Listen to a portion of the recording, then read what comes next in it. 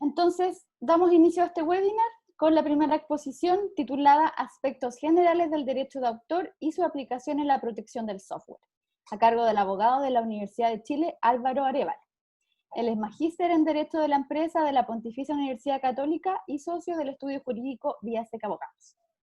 Adelante, Álvaro. Muchas gracias, Susana. Muy buenas tardes a todos. En un día frío, es esperar que esta charla pueda ser de su agrado. Vamos a dar inicio a esta charla que está dividida en tres partes, como dijo Susana, básicamente con la primera parte, que es la que me toca exponer, que es acerca de los alcances del derecho de autor en la protección del software. Para dar inicio a esto tenemos que tener una noción preliminar de lo que se considera propiedad intelectual. Y la propiedad intelectual son derechos que se refieren a productos del talento del ingenio. Hay una inmaterialidad detrás de la propiedad intelectual, no una tangibilidad. Y en ese sentido tenemos que tener claro que una cosa es dónde se encuentra radicada la obra, plasmada la obra, el soporte de la obra, y otra cosa es la obra en sí misma. El mejor ejemplo que podemos encontrar ahí es respecto a los discos de música, en los cuales nosotros somos dueños de los discos, es decir, del soporte material, pero no así de la música, en el cual nosotros tenemos un permiso para efectos de poder escuchar y disfrutar de esta obra, pero no nos podemos considerar titulares de la misma, por cuanto evidentemente no podemos explotarla dentro de los derechos que se vislumbran producto de la propiedad de la obra. Asimismo, la propiedad intelectual, porque muchas veces el derecho de autor se sinonimiza con propiedad intelectual y la propiedad industrial queda radicada en otro lado. Pero doctrinariamente hablando, para los emprendedores que están viendo esto, básicamente puedan entender, esto es un gran paraguas, y el paraguas se llama propiedad intelectual. Y dentro de la propiedad intelectual encontramos dos ramas principalmente, que son la propiedad industrial, que es toda la obra aplicada, toda la protección de obras aplicable a la industria, y ahí tenemos las inversiones, tenemos los dibujos, los modelos industriales, tenemos los signos distintivos, como son las marcas comerciales, también tenemos derecho de plantas y variedades vegetales, y lo que es el derecho de autor, que básicamente es lo que todo el mundo conoce, o mal conoce como propiedad intelectual, que se refiere a la protección de obras artísticas. Las diferencias más relevantes entre estas dos ramas, derecho de autor, entre paréntesis, propiedad intelectual, y propiedad industrial, radica básicamente en el momento en que nace este derecho. En todo lo que es obras artísticas y también programas computacionales, para ir adelantando, que están adscritas a lo que es el derecho de autor, la obra nace por la sola creación. Es decir, basta, para llevar un ejemplo sencillo, que yo escriba un poema en una hoja de papel, y en ese momento nace mi derecho respecto de esa composición literaria, ¿ya? A diferencia de lo que es la propiedad industrial, en la cual se deben seguir ciertos requisitos formales para lograr el reconocimiento por parte del Estado respecto del derecho de propiedad industrial.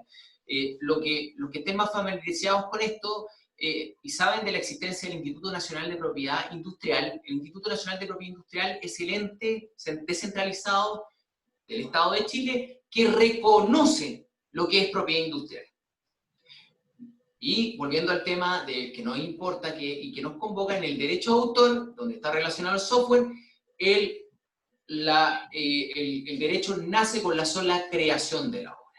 Asimismo, también podemos encontrar como otra diferencia relevante la duración. Si bien todas son derechos finitos, y ahí voy a hacer una distinción, en el derecho de autor, este derecho se radica por toda la vida del autor, más un número limitado de años que en Chile, por lo general, son de 70 años después de la fecha de fallecimiento del autor. En cambio, la duración de la propiedad industrial es un plazo fijo. No obstante existir plazos fijos, existen ciertos derechos de propiedad industrial que pueden ser renovados. ¿Qué quiere decir eso? Que al cumplir un cierto número de años, y en este caso específico hablamos de las marcas comerciales, las marcas pueden ser renovadas por un mismo periodo de años, pero se requiere que se pida la renovación, si no caduca. ¿Por qué? Porque es un derecho finito. En el caso del programa computacional, podemos ver que, como les iba adelantando, esto se protege vía derecho de autor y no vía propiedad industrial.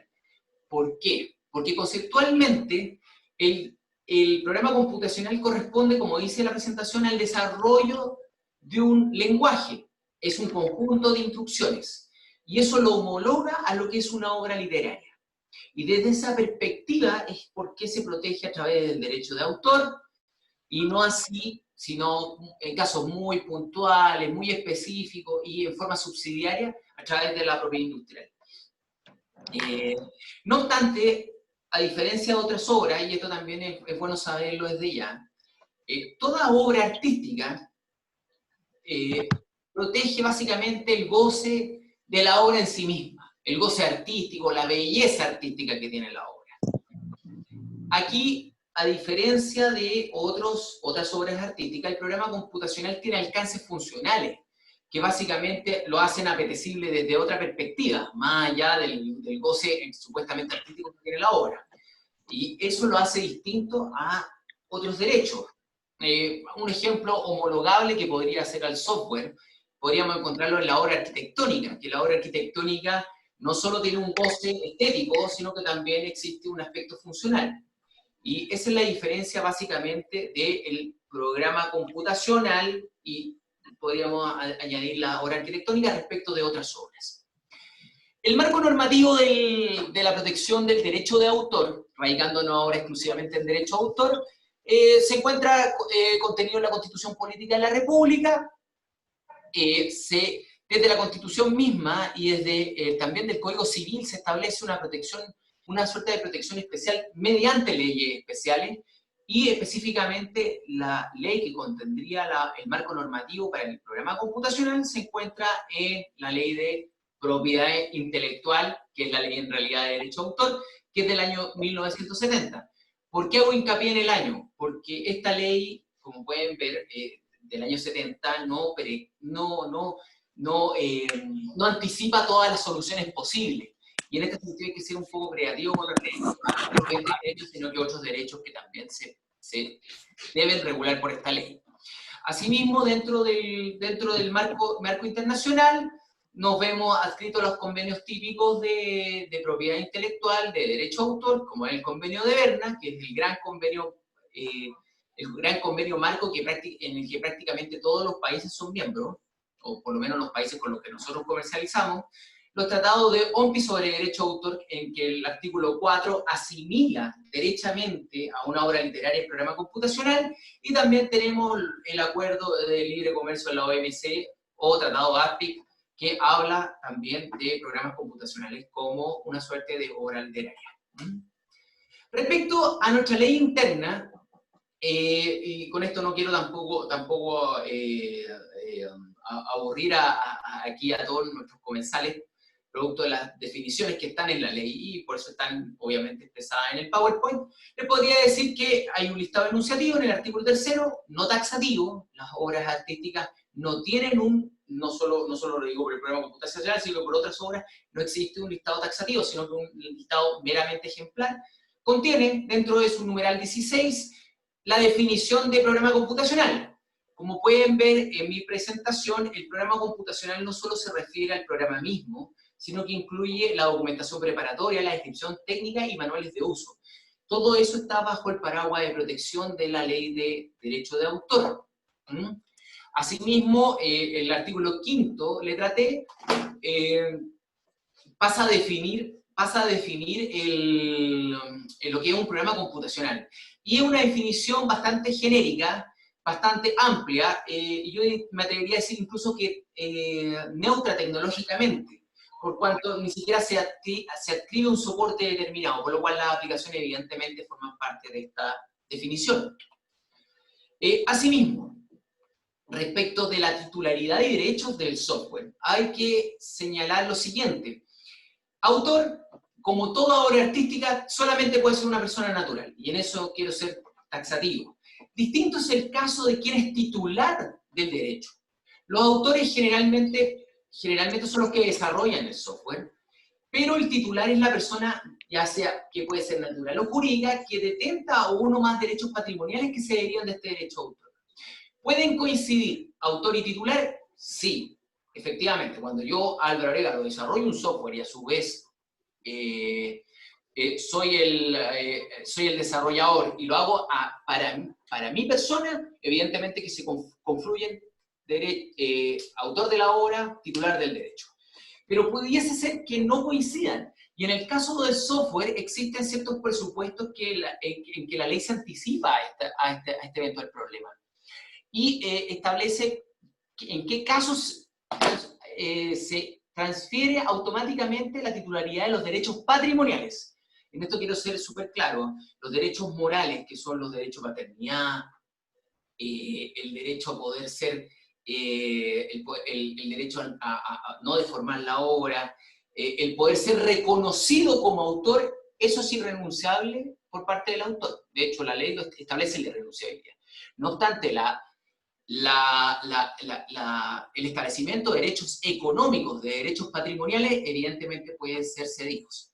Y en la ley, en el caso específico de los programas computacionales, existe supuestos de transferencia automática, en que pese a existir un autor determinado, automáticamente se transfieren los derechos a quien lo ha contratado.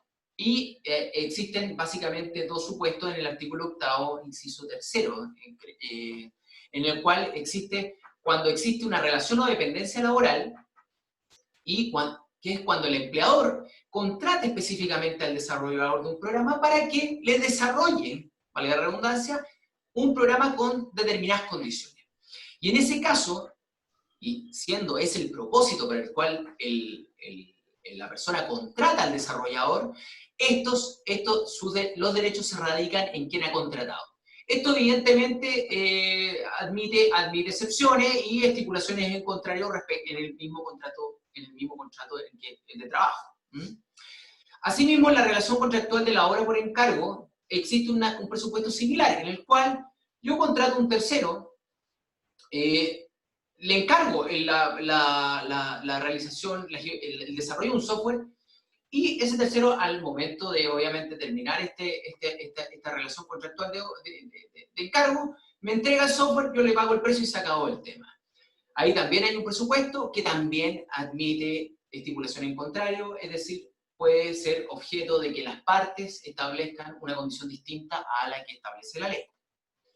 Evidentemente que la presunción de autoría es quien figura como autor al momento de divulgarse la obra. En el momento de comercializarse la obra, si nada se dice y aparece una persona, esa persona es reputada como autor. Evidentemente, todo esto puede ser acreditable por un tercero en contrario.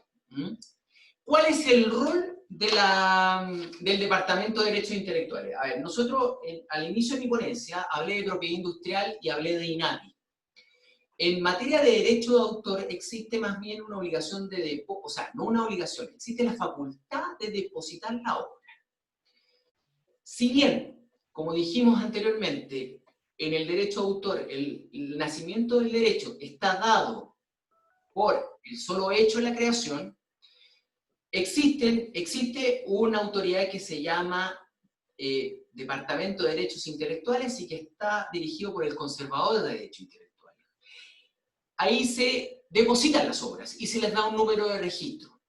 ¿Cuál es la importancia de ese registro, si bien no es un reconocimiento por parte del Estado de mi titularidad como autor de una obra y específicamente autor de un programa computacional? Básicamente lo que importa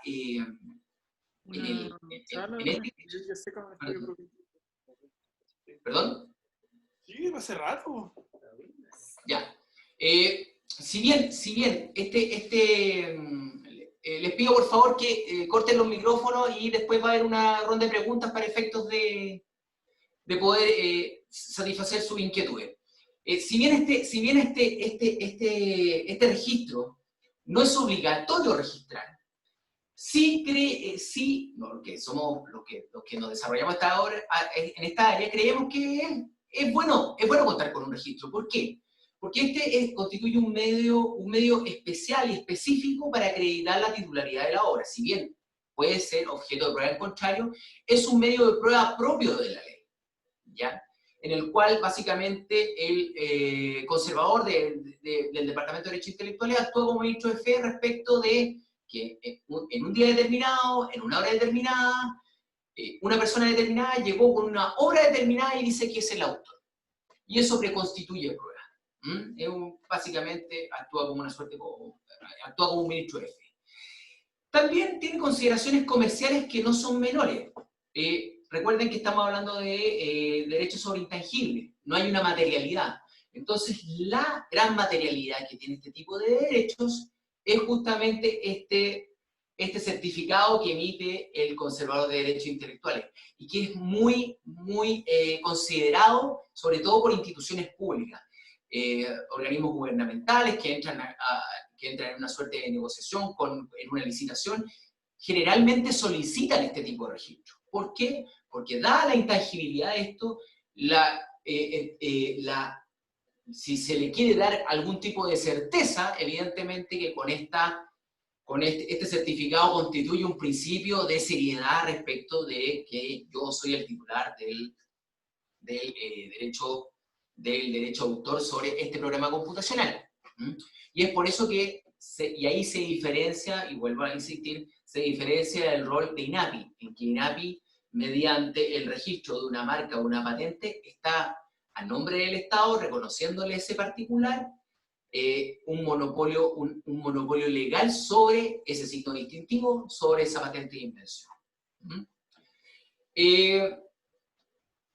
Consideraciones prácticas respecto de esta inscripción. A ver, mucha gente no inscribe este intangible porque teme de que se pueda hacer un registro público que se pueda filtrar y se pueda reproducir mediante la copia que queda en depósito en el Departamento de Derechos Intelectuales.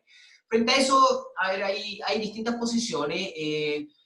Básicamente hay un contrato intuito persona entre el autor de la obra y el conservador de derechos intelectuales. Entonces, de esa perspectiva, si bien en registros públicos se debiese dar razones y motivos justificables para poder conocer específicamente el programa. Otra cosa distinta es, señor, quiero saber si existe un programa registrado a nombre de tal persona o que lleve por título lleve por título un título determinado. Eso obviamente es información que se puede dar. Pero acceder a la copia física, por lo menos en mi experiencia profesional, no se ha dado por las razones que estoy expresando. Ahora, otra alternativa paralela a esta es básicamente dificultar la reproducción, sobre todo en programas que son complejos, en los cuales la ingeniería inversa es difícil de realizar, y en ese sentido, lo que muchas veces hemos recomendado a nuestros clientes es disociar el código objeto del código fuente, dejando el código fuente en el Departamento de Derechos Intelectuales, código objeto en el Departamento de Derechos Intelectuales, y el código fuente, que es la llave básicamente del programa, protegerlo a través, como secreto comercial, en un depósito, en una notaría con instrucciones específicas. Muchos notarios no están muy familiarizados con esto, tengo que decirles, pero se puede hacer, se puede asociar, y con esto básicamente lo que se trata de hacer es dificultar la reproducción de la obra por parte de terceros que no tengan la autorización. La duración del derecho. La duración del derecho podemos decir que, bueno, como les decía al inicio de esta presentación, es la vida del autor más 70 años, cuando es persona natural, y como excepción, solo 70 años desde la primera publicación, cuando el programa fue producido bajo una relación de dependencia laboral y quien efectuó el encargo fue una persona jurídica. Ahí empieza a correr el término de 70 años en forma inmediata. No tienen que esperar a que el autor fallezca. Asimismo, tenemos que ver que el derecho patrimonial de autores software se divide básicamente en 3 facultades. Una es la utilización directa y personal de la obra, dentro de lo cual tenemos 3 también facultades que son sumamente importantes desde el punto de vista comercial, que es el derecho a reproducción, que es básicamente la copia, el derecho de comunicación y puesta a disposición al público a través hoy día de los canales de streaming y downloading, y el derecho a distribución, que es la venta o cualquier otra forma de transferencia de la propiedad, ya sea del original o de los ejemplares de esta obra. Y respecto de esto, tenemos que señalar que el agotamiento del derecho, esta facultad para utilizar directa y personalmente la obra, obviamente se agota en la primera venta cuando ha sido realizada en un canal de comercialización legítimo. Los arriendos de los programas, evidentemente, el hecho de que yo adquiera un programa no significa que yo puedo arrendarlo, sino que yo puedo utilizarlo para mi goce personal. ¿Y qué ocurre cuando el programa no es objeto esencial del arrendamiento? Ahí hay una discusión doctrinaria bastante interesante, pero que tiende a concluir que cuando no es objeto principal, objeto esencial del arrendamiento, tiene que servir en forma accesoria.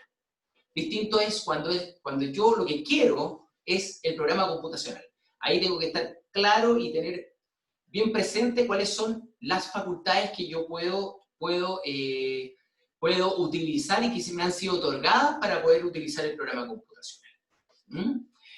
Como segundo derecho tenemos el derecho a poder transferir total o parcialmente los derechos sobre las obras. Esto es un capítulo sumamente interesante porque, como les dije anteriormente, no es obligación inscribir la obra en el Departamento de Derechos Intelectuales, pero si bien no es una obligación, se da un contrasentido con la transferencia de los derechos patrimoniales de la obra. Porque la ley, y vuelvo a insistir, esta ley desde el 70 es poco orgánica, muchos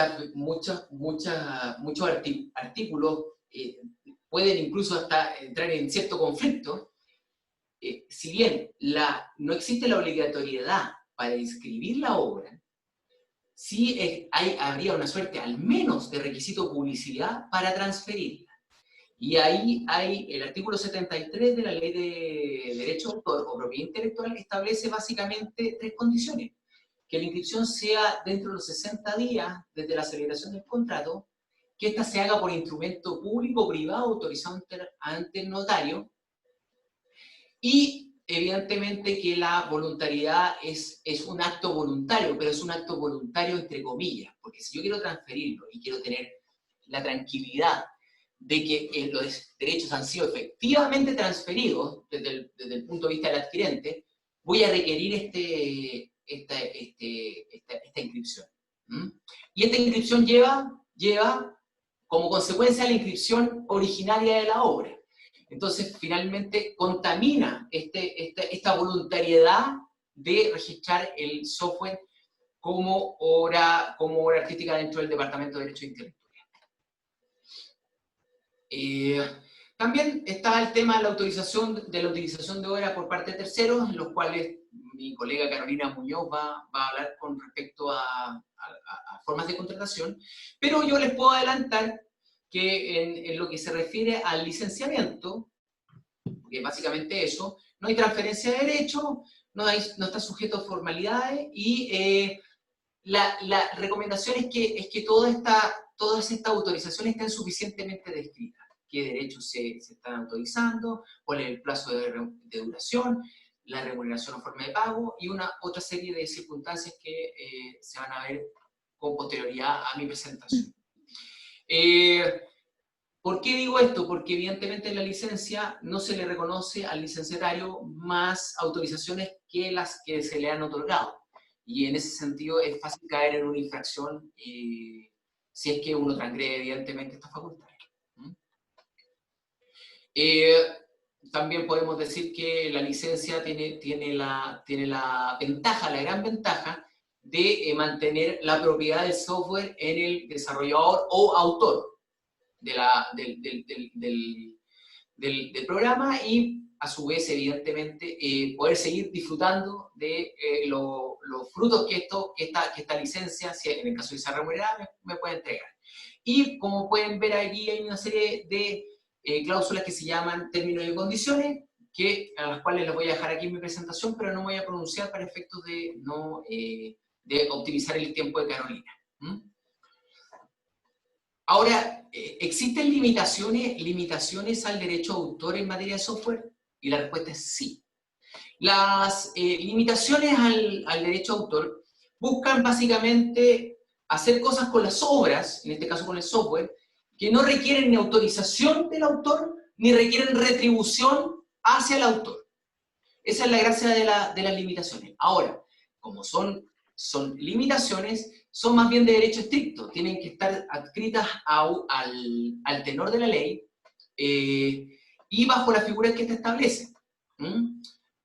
La mayoría de todas las limitaciones están contenidas en el artículo 71 de la ley y particularmente en el programa computacional en el artículo 71 letra E de la ley de derecho de autor.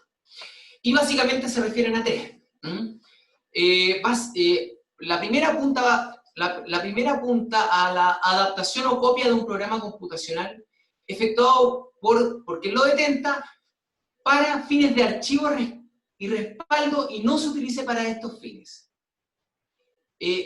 ¿Por qué? Porque básicamente lo que está previendo la ley acá es que la persona pueda utilizar efectivamente el programa computacional y también para efectos de que cuente con la relativa certeza de que no va a perder la facultad que se le ha sido entregada para la utilización del programa computacional. La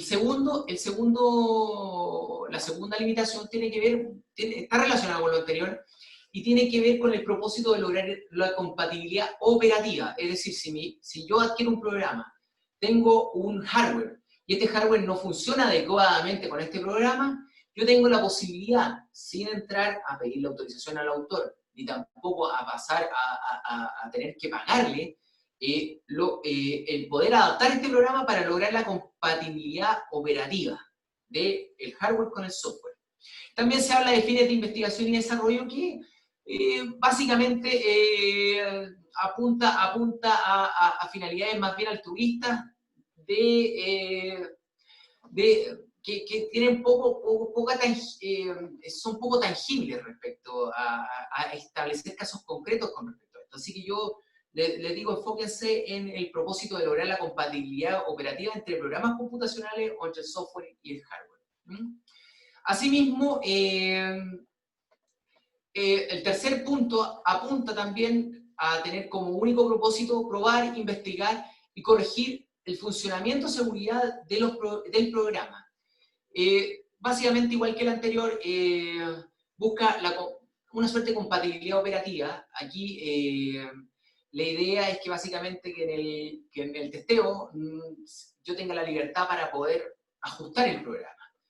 Pero básicamente apuntan los tres a lo mismo, o sea, básicamente a lograr que el programa funcione, lograr el objetivo funcional que yo quiero, pero que esto no implique y no esconda un uso comercial respecto del programa, o un aprovechamiento ilegítimo respecto de lo que yo adquirí y de los términos en los cuales yo lo adquirí. Nuevamente vemos el contrato de desarrollo de software, del cual no voy a entrar en discusión por cuanto a continuación Carolina va a hablar de este tema, sin mencionar que existen ciertas cláusulas que son sumamente importantes, como puede ser la confidencialidad y la defensa de indemnización en el evento de infracción. El software, respecto de la propiedad industrial, ¿es patentable? Y la respuesta aisladamente considerada es no. El software no es patentable por cuanto vimos que en su origen se trataba de un conjunto de instrucciones. Sin perjuicio de eso, se han dado excepcionalmente patentes que involucran un sistema operativo que contiene un software. No obstante eso, lo que se protege es básicamente el sistema operativo, no es el software en sí mismo. Y eso quiero que lo tengan sumamente claro. Generalmente hay clientes que te piden porque hay legislaciones como la de Estados Unidos en que básicamente tú tienes circunstancias económicas, un desarrollo tecnológico que es más desatado, en los cuales, teniendo básicamente el mismo presupuesto nuestro, se logran ingresar patentes que mayoritariamente corresponden a software. Pero, doctrinariamente hablando, yo tengo que ser sumamente categórico y decir que, aisladamente considerado, el programa computacional no es patentable, principalmente por el objeto básicamente que protege una patente, que es una solución física técnica a un problema específico. ¿Mm? Y con esto yo finalizo mi presentación, quedo a la espera de preguntas si es que las hay, y muchas gracias por haberme escuchado. Muchas gracias, Álvaro, por tu exposición. Si tenemos una pregunta de Sí. Miguel Martínez. Él pregunta, ¿la protección del software puede hacerse como un proyecto de ingeniería cuando aún no se encuentra desarrollado? ¿Cómo se solicita hoy en día en ese sentido? Pregunto, ya que el DDI ha comenzado a hacer la distinción para efectos prácticos y los requisitos que le han impuesto no son precisamente como una obra literaria.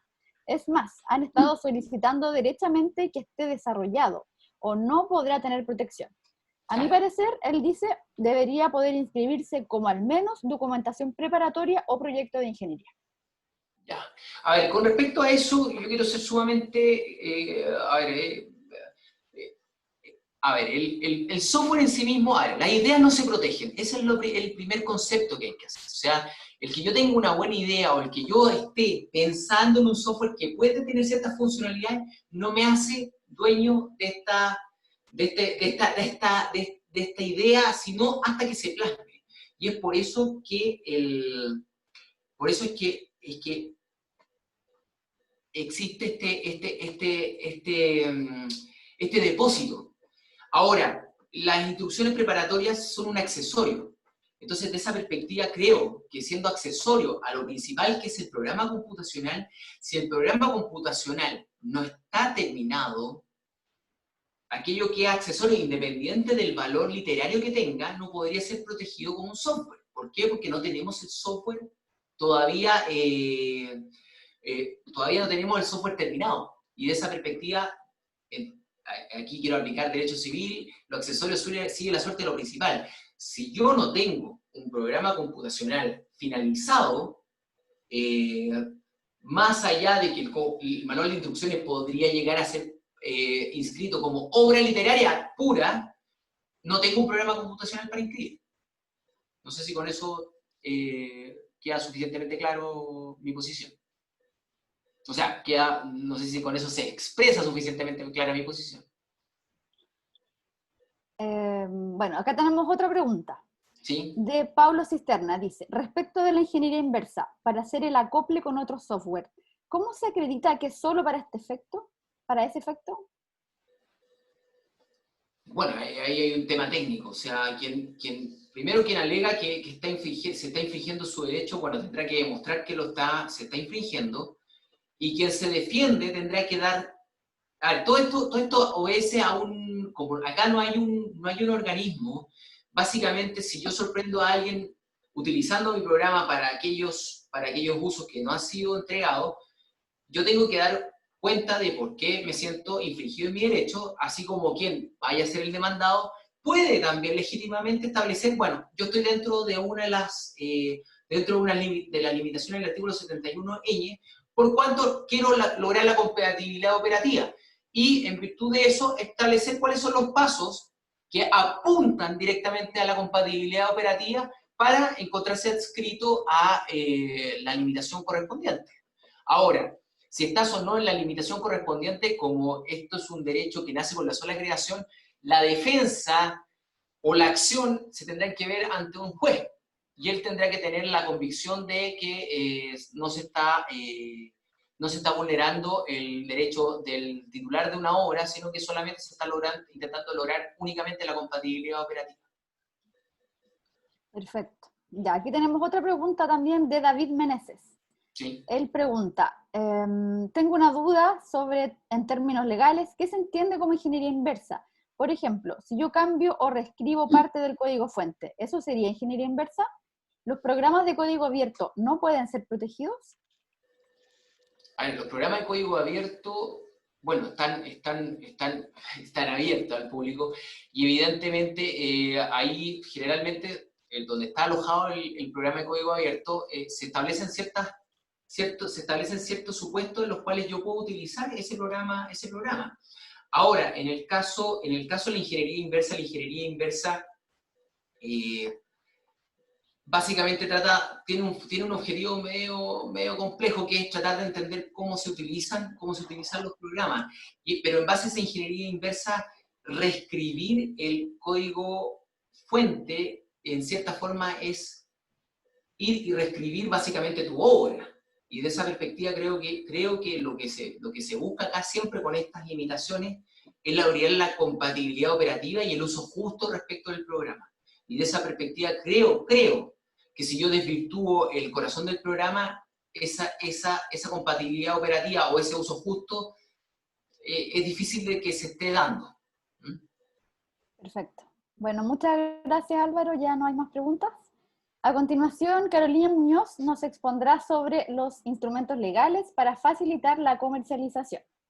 Carolina es abogada de la Universidad de Chile, cursó un diplomado en propiedad intelectual en la Pontificia Universidad Católica de Chile y es asociada del estudio jurídico Villaseca Abogados. Adelante, Carolina. Hola, buenas tardes. ¿Se ve bien la presentación? ¿Todo bien? Sí, todo bien. Ya, súper. Bueno, primero que todo agradecerle a la Universidad Antofagasta por la invitación. Es muy desafiante poder hacer este tipo de exposiciones por distintos medios a los que no estamos acostumbrados, así que desde ya les agradezco a toda la audiencia su participación y siéntanse con toda la libertad para hacer preguntas a través del chat. Mi presentación es más bien, es menos, digamos, de temas de derecho, pero tiene que ver con instrumentos legales para facilitar la comercialización. Es una bajada más práctica de todo lo que ya les ha comentado Álvaro. Entonces, lo importante acá es entender cuáles son los conceptos generales, que es lo que ha hablado Álvaro, y aterrizar entonces esta información en lo práctico y operativo que me imagino que es a los emprendedores, académicos, estudiantes y todos nuestros asistentes lo que les interesa también. Para ello, disculpen, para ello, ahí sí. No tiene que ¿Podrían silenciar los micrófonos, por favor, para poder avanzar? Lo primero es tener algunas consideraciones importantes antes de ver los instrumentos legales. En primer lugar, estamos partiendo de la base que tenemos un software, que es el objeto de la charla, y queremos comercializarlo, o queremos que este software tenga algún impacto en el mercado fuera de mi espacio, digamos, fuera de mi hogar, de mi desarrollo. Entonces, para ello hay que intentar comercializarlo o sacarlo al mercado. Entonces, ¿qué consideraciones importantes hay que tener para eso? Para que mi software salga de mi órbita. Lo primero es tratar de formalizar el emprendimiento. Que ya, esto es una enumeración y después lo vamos a ver cada uno más adelante. Definir una estrategia, ahí vienen los temas contractuales, hay que hacer una regulación contractual, y por último tenemos el tema de la comercialización propiamente tal. Vamos uno a uno. Lo primero es formalizar el emprendimiento. ¿Qué significa formalizar un emprendimiento? Uno normalmente cuando habla de formalizar un emprendimiento va directamente a una empresa. Bueno, esa es una de las formas de formalizar un emprendimiento, pero no es la única. Es la más recomendable y existen distintas estructuras jurídicas para poder formalizar y constituirse como una sociedad o como una empresa individual de responsabilidad limitada.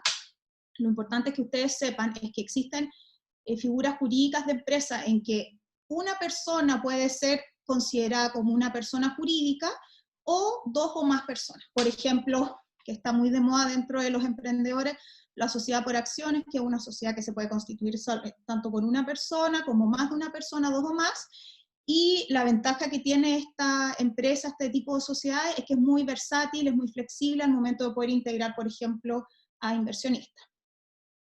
Pero también yo puedo partir como una persona natural. Yo, Carolina Muñoz, quiero avanzar con mi software y puedo solicitar un inicio de actividades, dar boletas, solicitar facturas, en fin, hay distintas formas de constituirse. Pero lo importante y la sugerencia es poder formalizar su emprendimiento. O sea, que yo, Carolina Muñoz, me disocie de la Carolina Muñoz, que va a estar al cargo del emprendimiento. Que podamos ser personas distintas, que podamos operar en forma distinta y que tengamos cajas distintas y bolsillos distintos. Eso es súper importante. Bueno, dentro de la formalización también están los temas tributarios, inicio en el servicio de impuestos internos, que no vamos a profundizar acá, pero si tienen más dudas me pueden preguntar después, pero lo importante es que tengan el concepto de poder formalizarse. Otra cosa importante respecto de la comercialización y la facilitación de la comercialización es definir una estrategia. Esto parece muy obvio, pero en mi experiencia no lo es tanto. Pasa muchas veces que nosotros tenemos una tecnología que proteger, que en este caso sería un software, pero pueden ser otro tipo de tecnologías sujeta a otro tipo de protecciones, y no tenemos una estrategia que tenga concordancia entre la protección de la propiedad intelectual y la estrategia comercial. Esas dos estrategias tienen que conversar, y tienen que conversar siempre. En el caso de los software quizás se podría simplificar un poco por lo que les contaba Álvaro, que el software se entiende protegido desde el momento de su creación. Es muy abstracto esto y siempre nosotros recomendamos que se inscriba en el Departamento de Derechos Intelectuales o en el departamento respectivo dependiendo del país. Existen casos que también se podría optar por una protección bajo los términos de una patente, como les explicaba Álvaro. Es más complejo, pero se puede hacer, pero lo importante es que ustedes siempre tengan en mente cuál es la protección, qué puedo proteger y dónde lo puedo proteger.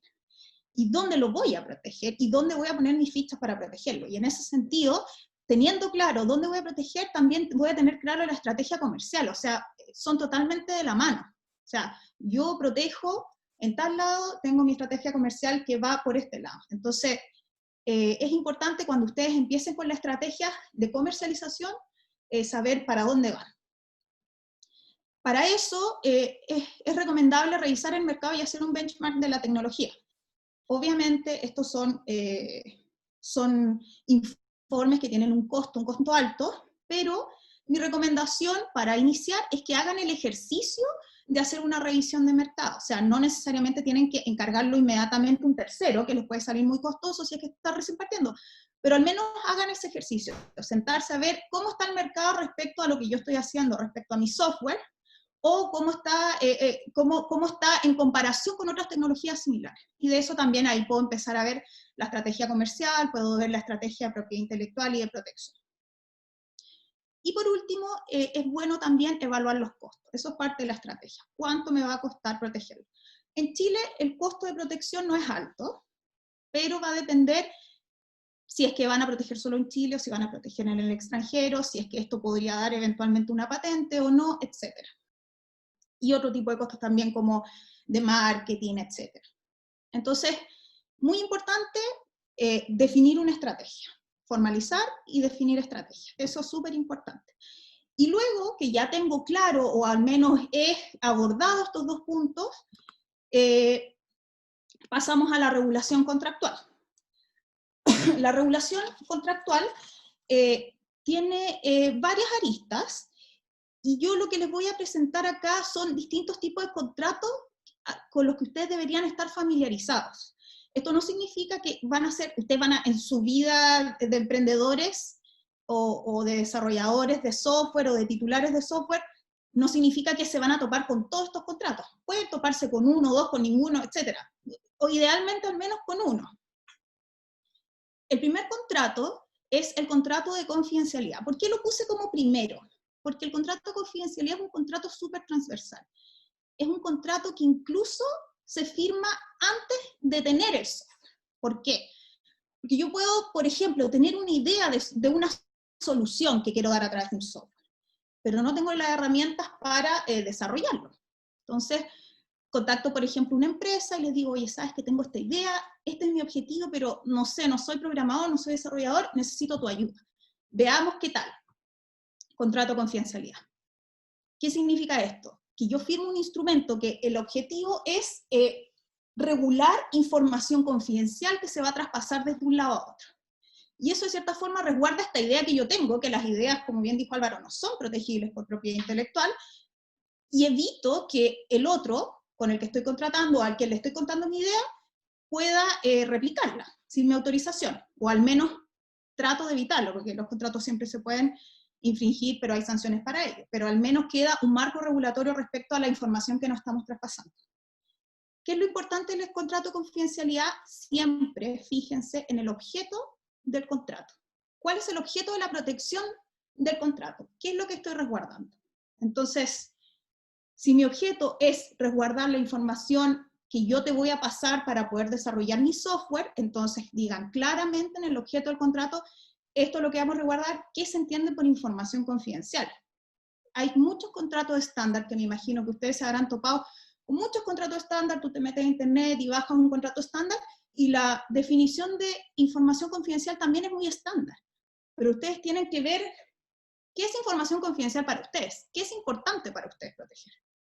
Eso no es estándar, eso depende de cada proyecto y de cada software que ustedes quieran desarrollar. Entonces, como recomendación, siempre que vayan a conversar sobre su proyecto, sobre algo que quieren hacer, incluso si ya están desarrollando el software, primero, contrato de confidencialidad para poder traspasar información, y segundo, definir qué es la información confidencial de acuerdo a mi realidad, y tercero, cuál es el objeto del contrato de confidencialidad. El objeto del contrato de confidencialidad es proteger la información confidencial en este marco, por ejemplo, el desarrollo de un proyecto, el desarrollo de tratativas comerciales, etc.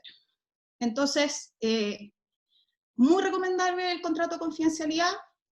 Los invito a siempre promoverlo dentro de su emprendimiento, dentro de las ideas que tengan, porque es una forma de resguardo y visualiza seriedad respecto de las conversaciones.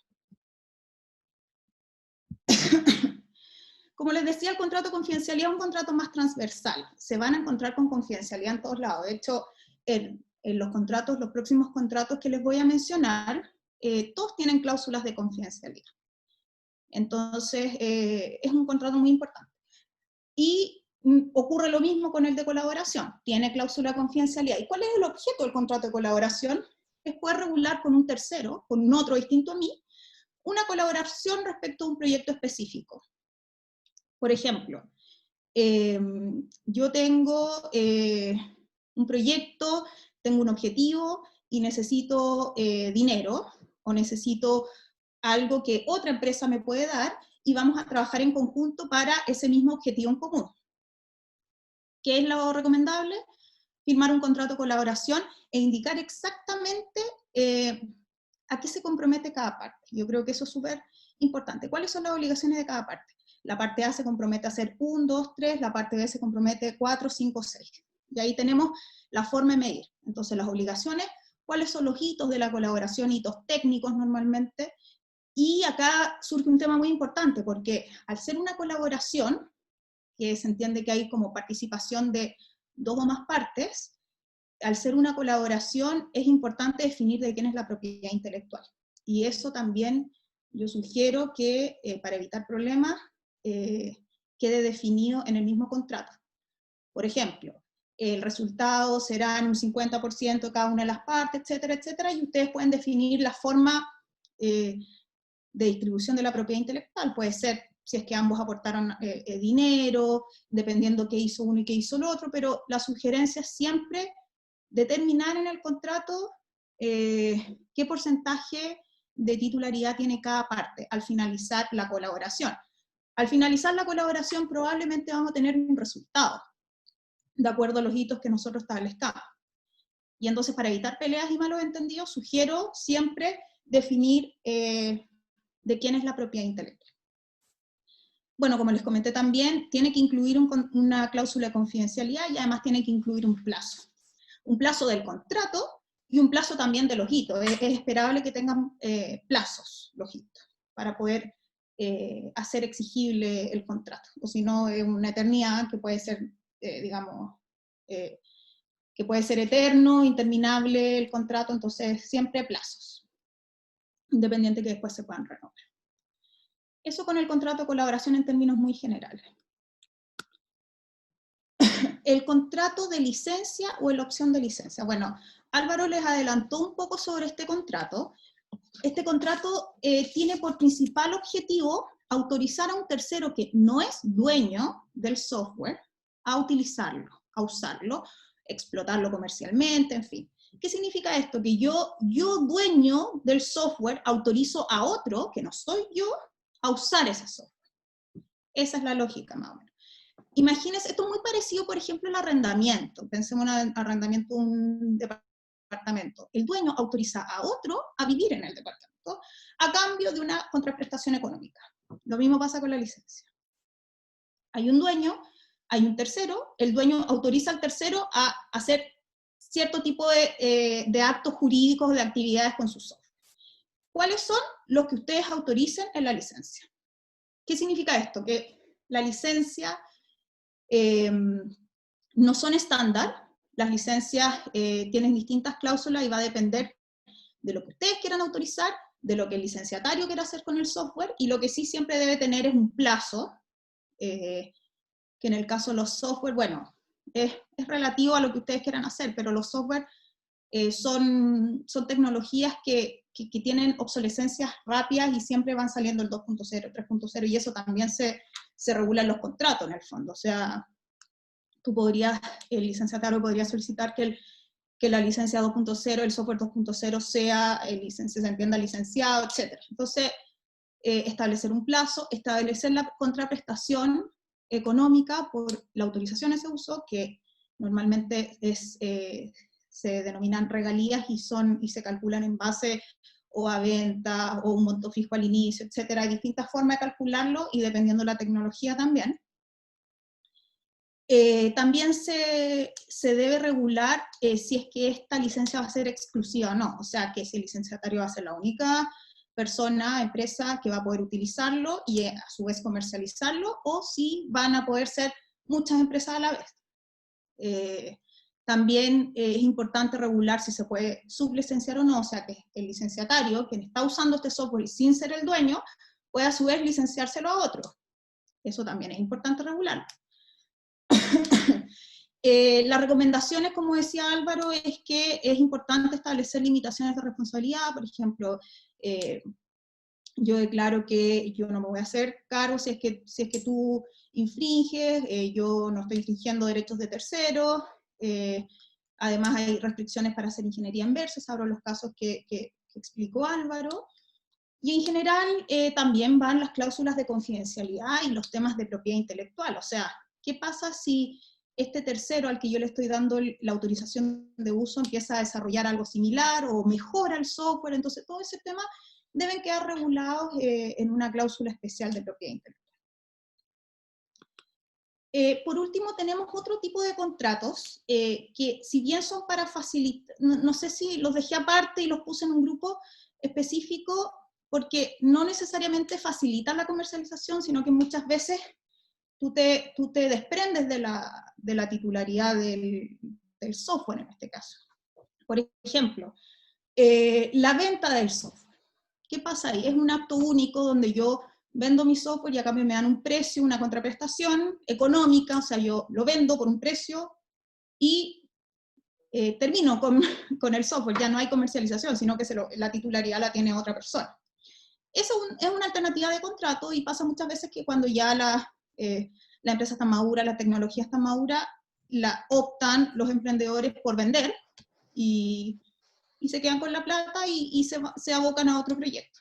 Esa es una alternativa, pero tengan claro que luego de la venta, lo que podrían hacer, o sea, luego de la venta ya no tienen titularidad, pero lo que se puede hacer, que va de la mano con otro tipo de contrato que menciono acá, ustedes podrían, no sé, establecer consultoría respecto al software, o hacer el soporte técnico del software, en fin, hay distintas formas que ustedes puedan seguir ligados a su software sin ser los dueños. Pero eso ya va más allá de la comercialización, y son otro tipo de negocios que se abren al momento de hacer una venta, o incluso al momento de crear un software. Por ejemplo, si volvemos a la licencia ustedes también pueden establecer que este tercero lo comercialice, pero yo, dueño de la tecnología, soy el único exclusivamente que puede hacer el soporte técnico. Eso también, o las mejoras técnicas o soporte técnico. Entonces ahí tú, bueno, ahí uno empieza a jugar con los distintos instrumentos, pero tú puedes quedar ligado por un lado, por el otro, si lo vendo yo también te hago el soporte. Entonces, bueno, ahí ya va la creatividad de cada uno y de cada abogado, pero la idea es que hay distintas formas de seguir ligado al software.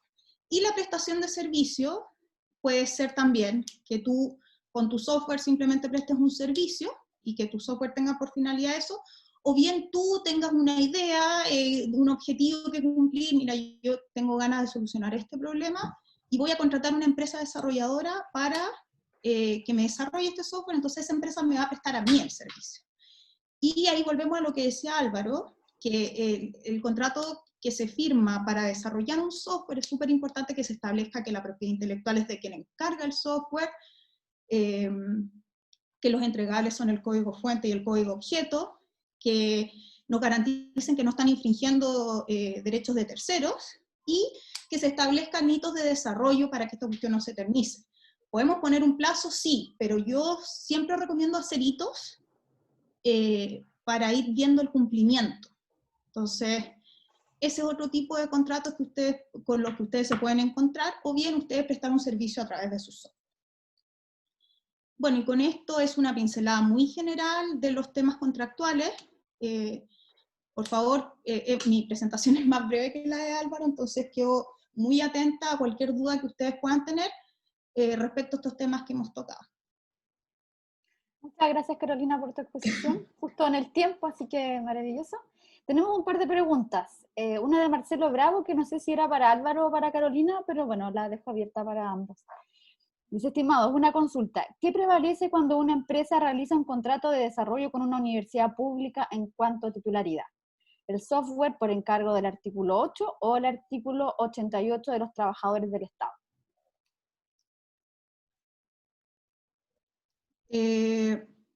Bueno, la regla general es que quien encarga es el titular de la obra.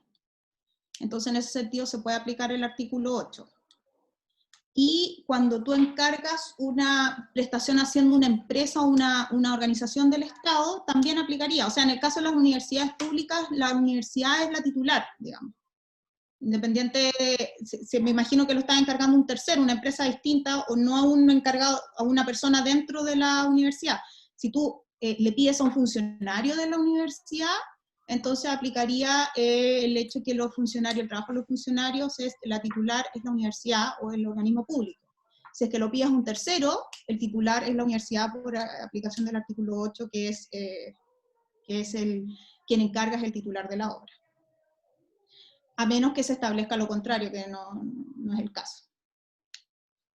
Perfecto. Paola Hermosilla pregunta, hola Carolina, ¿cómo se regulan las mejoras al software? En el caso de propiedad industrial existen los modelos de utilidad. ¿Existe algo similar en esta materia o constituye un nuevo derecho de autor? Mira, normalmente las mejoras hay que definir si es que son mejoras trascendentales, o sea, son mejoras significativas en el sentido que no son un mero maquillaje a la obra original o no. Normalmente las mejoras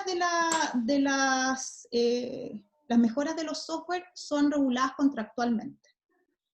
Por eso es tan importante, independiente del contrato que firmen, establecer una cláusula de titularidad de la propiedad intelectual. Y eso va a quedar a criterio de las partes, digamos. O sea, en caso de haber mejoras, ustedes pueden definir qué tipo de mejoras, entonces la propiedad intelectual va a ser en un 30% tuya de la mejora y en un 70% mío, en fin. Pero normalmente la regulación se hace en forma contractual.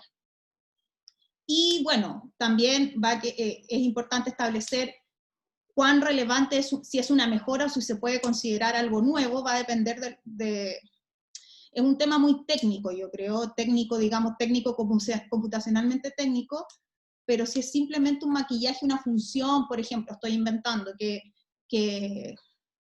no sé, se cambia el interfaz y ahora estoy pensando, por ejemplo, en Facebook, que en vez de que las letras sean muy cuadradas, sean redondas, eso no es una mejora trascendental que se puede decir, bueno, esto es un nuevo software y yo lo inscribo. Entonces, por eso yo recomiendo mucho que en los contratos se establezca exactamente qué se entiende por mejora, primero una definición, y de hecho en todos los contratos de licencia, colaboración, etcétera, en una de las primeras cláusulas son definiciones, y yo siempre promuevo que se defina la mejora. ¿Qué se entiende por mejora? Si está dentro de esa definición, por ejemplo, que cambiar las palabras, que sean, no sé, los caracteres sean cuadrados en vez de redondo, etcétera, ¿es una mejora? Bueno, las partes definieron eso. Pero es importante definir las mejoras para saber si es que entra dentro de un nuevo software o si simplemente una mejora, un maquillaje al software anterior. Entonces, la respuesta, para no darme tanta vuelta, la respuesta es que se regula contractualmente y las partes van a definir qué se entiende por nuevo software o por una mejora, digamos. Perfecto. Muchas gracias, Carolina. Bueno, y para finalizar, cerraremos este webinar con la exposición de Francisco Valverde. Él es abogado de la Universidad de Chile, con un Master of Law en Intellectual Property and Competition Law en el Munich Intellectual Property Law Center, Alemania. Y es asociado del estudio jurídico Villaseca Abogados. Francisco, por favor. Hola, buenas tardes. ¿Se ve bien la presentación, cierto? Sí. Ya. Buenas tardes. Primero que todo me gustaría agradecer por la invitación y poder estar acá presentando frente a ustedes. Obviamente hay una gran convocatoria y me imagino que es bastante interdisciplinaria, entre abogados, ingenieros de todo tipo, pero que sea del agrado de todo el público. Bueno, recapitulando un poco lo que comentó Álvaro al principio y después continuó un poco Carolina, el software principalmente por antonomasia se protege, digamos, a través del derecho de autor. No obstante, existen otras formas que vienen un poco a complementar esta forma de protección, específicamente respecto de elementos específicos del software o cuando digamos, está en interacción con otros elementos. Por ejemplo, a través de las patentes de invención, cuando esta se combina con un hardware y juntos generan, digamos, un invento que produce un efecto técnico y en este caso, digamos, si es que produce este efecto y además de eso tiene novedad a nivel inventivo y aplicación industrial, podría ser candidato para ser aceptado como una patente de invención. También es posible, por ejemplo, proteger el código, objeto o fuente, a través de un secreto empresarial o comercial, como lo denomina el proyecto de ley que se encuentra en discusión en el Congreso. Por ejemplo, cuando distribuimos el software en forma remota, a través de un servicio, por ejemplo, como lo que comúnmente se conoce como el software as a service, en donde el código queda oculto en el servidor del proveedor del servicio y el usuario no tiene, digamos, acceso al código. Por lo tanto, sería una forma posible de proteger también, digamos, ese factor o ese elemento del software. Obviamente cuando es un software propietario. También es posible, por ejemplo, proteger las interfaces gráficas del usuario a través de lo que se denominan los diseños y dibujos industriales. En este caso se protege la ornamentación, perdón, la apariencia que representan, digamos, estos elementos. Y por último, también, y no menos importante, es posible proteger, quizás no directamente el software, pero sí un elemento que muchas veces resulta bastante esencial, que es el nombre del software, que se puede proteger a través de una marca comercial. Bueno, muy conectado con el tema del software, me gustaría introducirles un tema que seguramente ustedes, un concepto que ustedes conocen, que es la cuarta revolución industrial o la revolución 4.0, que se caracteriza básicamente por la integración que hacen distintas tecnologías del plano digital con el plano físico, ¿cierto? Y acá es donde surgen un montón de conceptos que están hoy día muy de moda, como son, por ejemplo, la inteligencia artificial, Big Data. Hace muy poco se habló sobre en las noticias sobre los computadores cuánticos, el Internet de las cosas, las Smart Cities, entre otras cosas. Precisamente este caso práctico que hoy día les voy a comentar tiene que ver con el Internet de las cosas. Específicamente es el caso de la Thermomix, que es un procesador de alimentos, más conocido como un robot de cocina, que viene como a inaugurar el tema del smart cooking, y precisamente integra elementos físicos con los digitales. Si bien obviamente es una etapa incipiente porque todavía no tenemos implementado lo que es la tecnología 5G ni en Chile ni en la gran mayoría de los países, es un buen comienzo para entender cómo estos cambios, digamos, la introducción, digamos, de estas nuevas innovaciones van a empezar, digamos, a afectar nuestra vida diaria. Bueno, acá. Me gustaría partir explicándoles un poco acerca de quién está detrás de la Thermomix. Me imagino que no muchos de ustedes la conocen, la verdad, en Chile no ha tenido mucha, digamos, presencia como sí en Europa, específicamente en Alemania, donde incluso es considerado un objeto de culto. Pero en Chile igualmente se distribuye y me parece que digamos, su reputación y su presencia ha ido creciendo con el tiempo. La Thermomix está orientada a un segmento premium, es decir, con un valor alto, específicamente por digamos, sus características. Digamos, no es algo barato que por lo menos yo pueda costearlo. La verdad es bastante caro. Pero bueno, detrás de este artefacto está el grupo empresarial Vorwerk, que tiene sede en Alemania. Sus principales actividades son la fabricación y distribución de electrodomésticos. Es una empresa que data del año 1883, la verdad es bastante tradicional. Dentro de todos los productos que tienen, ellos poseen una línea de electrodomésticos que, digamos, el nombre que adoptaron para ella fue Thermomix. El primer modelo de la Thermomix es del año 1961, y a partir de ese momento se han ido renovando los modelos constantemente, y así nos encontramos con, por ejemplo, el modelo que está en la pantalla, que es la Thermomix modelo TM31, que es del año 2004. Como ustedes pueden ver, tiene algunas características, algunos que hacen o sugieren que tiene algo de digital. Sin embargo, lo importante y lo que se va a rescatar en esta presentación es cómo esta empresa hizo o se convirtió al plano digital, o hizo el tránsito hacia lo digital, a partir de la introducción de un modelo nuevo que se lanzó en el año 2014, que es la Thermomix modelo TM5. Pero bueno, antes de que, digamos, ocurra todo esto, esta empresa tuvo que enfrentar un montón de problemas y dilemas.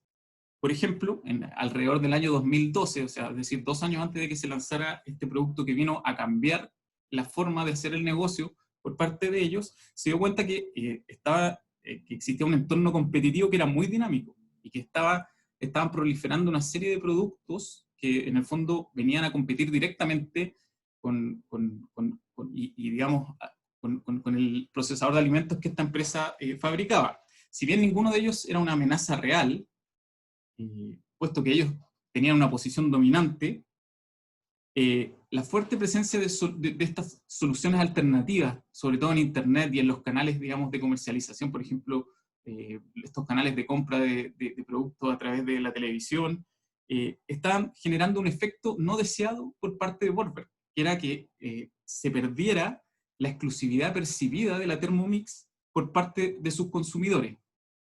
Es decir, como que se estaba nublando un poco el panorama para ellos, la gente ya no estaba, digamos, reconociendo muy bien este link premium, o digamos, de ser un producto de alta gama con respecto a los demás productos que estaban apareciendo en el mercado. Entonces, bueno, y por otro lado también se empezó a poner en duda la estrategia de propiedad intelectual que esta empresa estaba adoptando.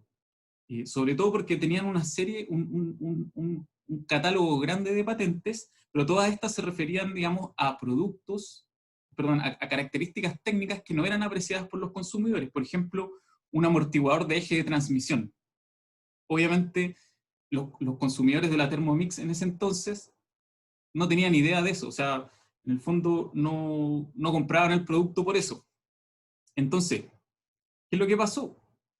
Llegaron a la conclusión de que las características principales que eran percibidas por los consumidores con respecto a este aparato no se encontraban presentes para nada en su cartera de propiedad intelectual. Eso significaba, obviamente, que cualquier competidor podía ingresar y replicar estas características como por ejemplo respecto de la pantalla, los elementos de control o la utilización de las recetas almacenadas. Esto es con respecto al modelo que estaba a punto de lanzarse. Entonces, ¿qué es lo que pasó? ¿Qué es lo que pasó? Entonces, Borberg tuvo que hacer como un brainstorming interno y ponerse a pensar, porque ya estaba a puertas de lanzar el nuevo producto, que se iba a lanzar en el año 2014, que era la TM5. Entonces tuvo que decidir si mantenía su actual estrategia de propiedad intelectual y se arriesgaba, digamos, a seguir, a sentirse amenazada con respecto a la competencia, puesto que las características técnicas era lo que primaba en ese momento. O sea, entonces, ¿qué es lo que pasó? Dijeron, vamos a dar un golpe a todo lo escrito con respecto a la gestión de la propiedad intelectual y a la innovación en ese entonces. Digamos, tiramos los libros a la basura y vamos a crear nuestra propia estrategia de propiedad intelectual. Que básicamente está basada en la protección del beneficio observado por los consumidores en vez de las características técnicas de las patentes. O sea, en el fondo se dedicaron a revisar todo aquello que tenía, digamos, protección, todo aquello que era percibido por los consumidores como características especiales o relevantes del producto, y a partir de eso generaron su estrategia de propiedad intelectual, y no a través de las características técnicas que iban desarrollando. Obviamente, igual la iban a proteger, pero no era el foco principal. Entonces, lo que se hizo básicamente fue decidir por este cambio, y el objetivo básicamente era alinear la estrategia de propiedad intelectual con la estrategia de comercialización. Entonces, cuanto mayor fuera la exclusividad de este producto de la Thermomix TM5, mayor sería el beneficio percibido por los consumidores directamente, y en consecuencia la voluntad de poder pagar este precio extra por este nuevo producto, que era considerablemente más caro que el producto antecesor, que ya era caro, obviamente era el motivo por el cual se llevó a cabo esta nueva estrategia. En ese entonces nadie había pensado como aplicar un tipo de estrategia de este tipo. O sea, era una locura. Lo que se hacía era buscar características técnicas, desarrollar una patente y después lanzar el producto al mercado. Acá, digamos que se hizo al revés. O sea, vimos qué es lo que querían los consumidores de nuestro producto y protegimos esas características respecto de la competencia. Entonces, las características principales que tenía este producto y que querían protegerse era la potencia del motor, por ejemplo, la velocidad o tasa de calentamiento en las interfaces de datos, la pantalla táctil, la interfaz hombre-máquina, la función de cocción guiada, la receta automática, la flexibilidad, la seguridad, entre otras. Entonces, ¿qué es lo que hizo el equipo de propiedad intelectual de esta empresa? Examinó, digamos, todo el abanico de derechos disponibles de propiedad intelectual y empezó a, digamos, a utilizarlos todos. No se limitó solamente a las patentes o al derecho a autor o a las marcas comerciales, sino que los usó todos. Y de esta forma creó un portafolio de patentes de más de 151 patentes, 10 veces mayor al número de patentes que se tenían con respecto al modelo anterior, un gran catálogo de derechos de autor, derechos de base de datos, que en Europa los derechos de base de datos están protegidos de forma separada, pero acá en Chile forman parte como de obras protegibles, marcas comerciales, diseños, entre otros.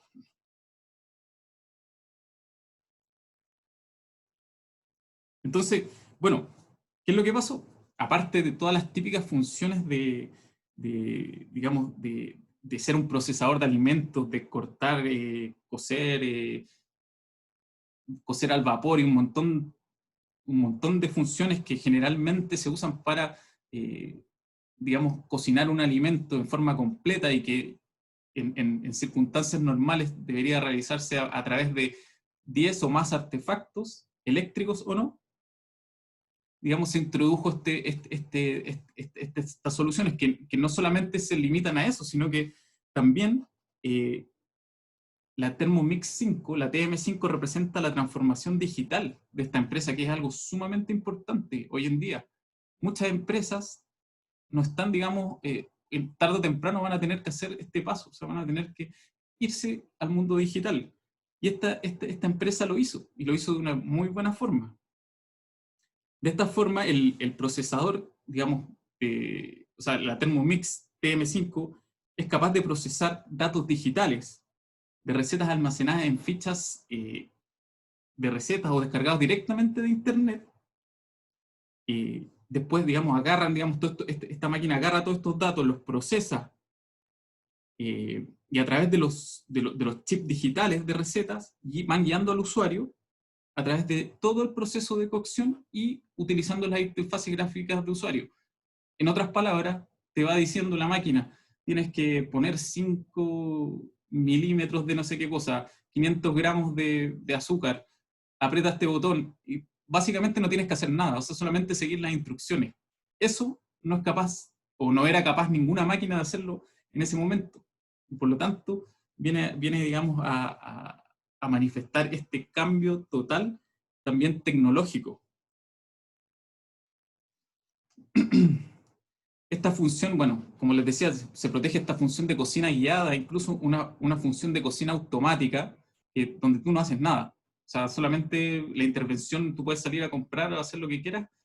La verdad yo no he tenido experiencia directa con esta máquina, así que tampoco les quiero vender la máquina, pero la verdad, por lo que he podido, digamos, revisar, es una maravilla. Bueno, de esta forma se produce una integración entre el software de recetas con el hardware de la TM5. Se produce esta unión entre lo físico y lo digital. Incluso, y a fin de satisfacer, digamos, todos estos requisitos y crear una base de datos relacionada con las recetas para el uso cotidiano, se creó un sistema digital, un ecosistema digital complejo, variado e integrado en torno a la Thermomix. Incluye funciones de búsqueda de recetas, asesoramiento dietético y entrega de alimentos, y en donde el componente principal es una aplicación que se llama Cook-I-Do, o Cookie-Do también, como le dicen, que tiene un entorno de Internet de las cosas con soporte multicloud, y que tiene cientos de miles de usuarios registrados y miles de recetas disponibles. Puede accederse, digamos, directamente desde la máquina, o desde un celular, o desde un computador personal, o desde donde ustedes quieran. También utiliza inteligencia artificial y es capaz de ir recomendando, por ejemplo, cuáles recetas le corresponden a cada usuario. O sea, se va entrenando, va aprendiendo y va diciendo, oye, te he visto cocinando esto, así que, por favor, esto es mi recomendación.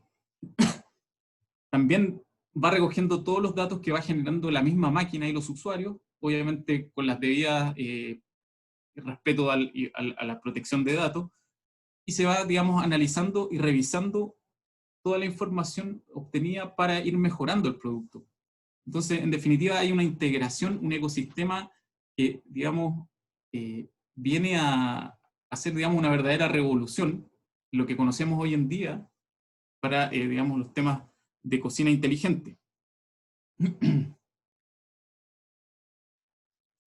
Bueno, y ya para ir terminando, y bueno, ya que les he explicado un poco el funcionamiento y cuál ha sido la importancia de este aparato, que viene a mostrarnos un poco cómo va a ser el futuro, debo decirles nomás que hoy en día estamos experimentando muchos cambios.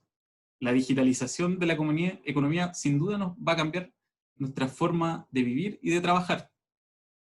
La mayoría de estas innovaciones de la revolución 4.0 se relacionan al menos de alguna forma con un software.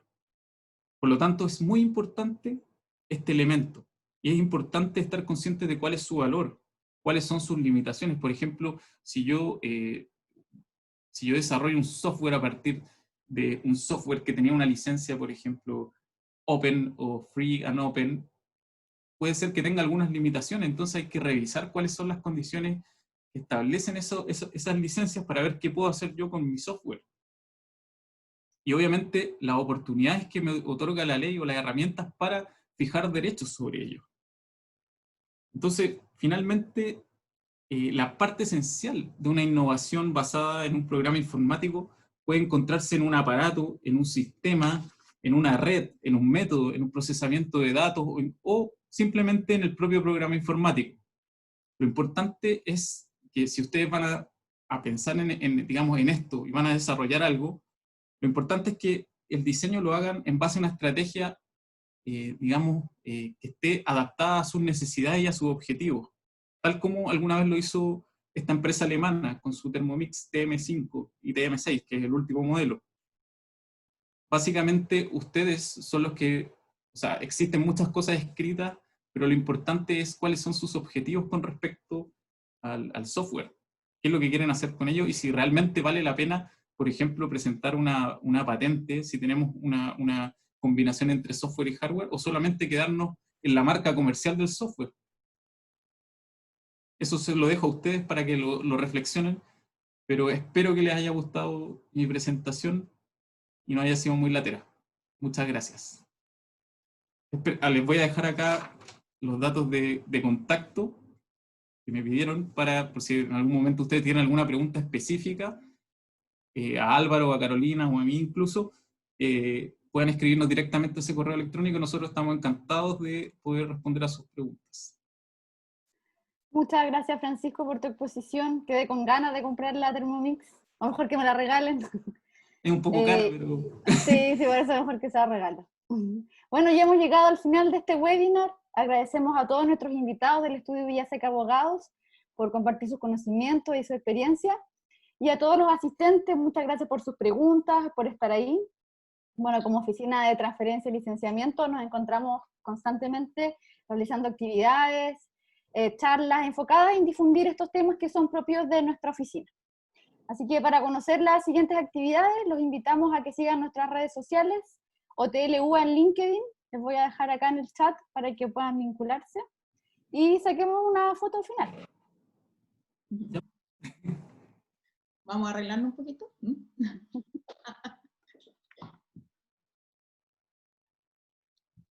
Ya, dale, tú la sacas.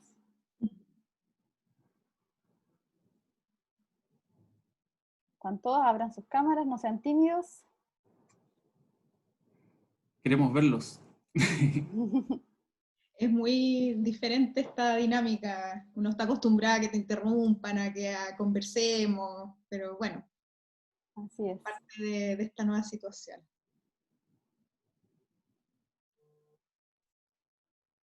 Ya. ¿Estamos? Ah. Los otros no están, se fueron a comprar una Thermomix, parece. Oye, si es que estoy sacando, son como 3 páginas, así es que denme... Estoy sacando las fotos. Ya, ahora sí. Ya. Bueno, muchas gracias a todos por participar y nos vemos en el próximo evento. Que estén bien. Gracias a ustedes. Bien, cuídense. Chao, que estén bien, muchas gracias. Cuídense todos. Gracias a ustedes. Chao. Chao, que estén bien. Chao, Ale. Chao. Chao. Chao. Chao. Cuídense. Chao. Chao, chao. Chao, chao. Luis. Chao. Chao.